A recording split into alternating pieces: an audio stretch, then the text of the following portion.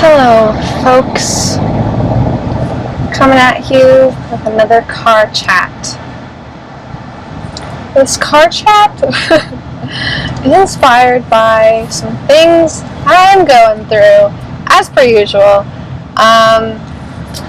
But yeah, no, I just wanted to take a second to reflect on the importance of female friendships in a woman's life. I was never one that had a lot of girlfriends growing up. I think I tended to get along more with boys, and it might have been internalized homophobia. I don't know. Might have been that I was raised to be better at seeking male attention and validation. Could have been a lot of things. I mean, all that being said, I did have at least one or two close female friends throughout basically all my life. But I wasn't someone that dated a lot in high school, so I wasn't like being supported through breakups and makeups and things like that. So I feel like I didn't rely on my friends, at least in high school, so much for like personal support. In elementary school, I would say I did lean on my friends during a time that I struggled a lot through, and maybe that's also why those friendships have lasted and are so close. And I mean, the high school friendships that lasted were the ones that were most vulnerable, I'd say. Anyway, all that being said, in the past few months, have had the honor of supporting someone around me going through, a couple people going through breakups, family members kind of becoming close to breakups, and I remember going through that and supporting them and feeling really honored that I could be somebody for them to lean on, process with, and anyway, I've been going through something that I've needed to process a lot, and that's required a lot of reassurance about, am I making the right decision? Am I making this decision from a centered place? Or is this ego? Or is this fear? Or is this insecurity? Or is this me just finally having clarity on my needs and standing up for them?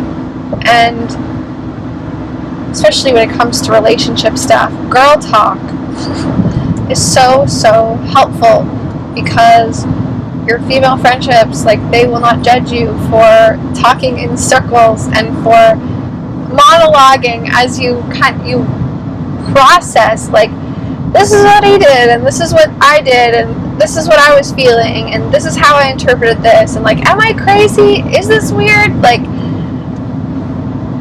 That whole process, it's so helpful, and I am so grateful to have the friends that I do in my life, and focusing on those friendships and nurturing them is not something that I feel like I have always been the best at. Maybe because I don't know. In school, I was very study oriented and would put that first, and then whatever leftover time I had to relax, I generally wanted to be alone and just veg out. But I think I'm finding ways to recharge in other ways and through my social stuff, because maybe also I've become more vulnerable and it's less performative. When I'm not showing up with a mask, I'm able to show up more as myself. But anyway, this didn't need to be a long ramble, but if you're someone that's, I don't know, I used to be someone that was almost to a degree judge people that put friendships above career and like academics and like work stuff because I thought it was less important. But I have since become a lot more people focused because especially your female friendships will be there if, treated with care throughout having a job, losing a job, getting a new job, throughout makeups and breakups and new relationships, throughout big life events, family members dying, family drama in general, having children. Those friendships are enduring, and I think often I don't know, maybe it's also because it's platonic and we treat platonic relationships as sort of lower in the hierarchy as romantic and familial. I don't know, but I think they should almost be the most important. Yeah, lost my train of thought a little bit there, but I don't know, this is a bit of a message to myself, and just I'm so grateful. So grateful. I have been so used to feeling like, oh no, I can do it on my own. I've got this. I know how to process things on my own, and I don't need anybody. And if I do, I don't want like I'm not weak. I don't need other people to help me solve my problems. Very much that mindset, but it's so lonely. And it is a lot more fulfilling to lean on other people at times, because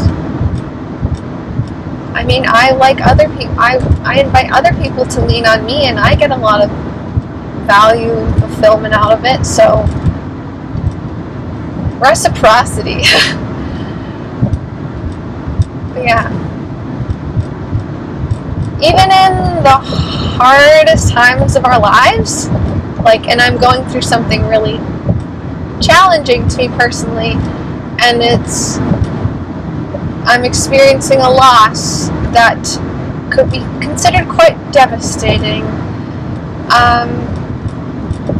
But I'm so glad that I'm whole enough to see the wider perspective and see the good and the lessons and experience the gratitude throughout this pain, because lessons and learnings are not comfortable. They're generally painful, but it's not all bad, and it's not all painful. And through our darkest moments, we can often find those examples of just the real richness we have in our life, and the tapestry of our friendships and our network and our community. And I think that's what I'm feeling. I'm feeling a lot of pride in the kind of person that I am today, the kind of people that I attract, and the investments I've made in my relationships. That, of course, I don't see as where are my dividends? But I'm experiencing those dividends right now, and yeah, I'm really, really grateful. So wherever you are, folks, if you're going through a tough time, I hope you can lean on the people around you and be brave enough to do that, and vulnerable enough to do that. And if you're not, maybe this is an opportunity to reflect on what does your community look like, and do you have people to be there and support you when that tough time does come around? Because it will.